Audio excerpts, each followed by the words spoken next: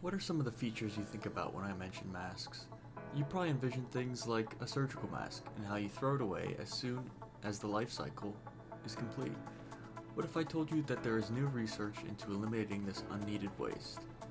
Well, that's exactly what the Material Science Department is trying to do. By using a process that is similar to 3D printing, we can create shapes out of metal powder and heat them in a furnace to solidify them, but only slightly. Over 15.5 trillion masks were discarded annually during the COVID-19 pandemic. This unnecessary waste can be ultimately eliminated with this research. These sintered metals have a porous microstructure, allowing air to pass through but filtering out particles. Also, if we add a material like copper that has virucidal properties, it can stop any unwanted germs from entering our bodies.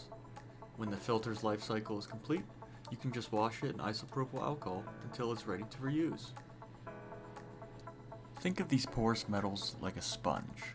They can absorb, filter, or wick any liquid that comes in contact with it, including those with viruses in it. We're engineering materials that are light, strong, and functional all at once.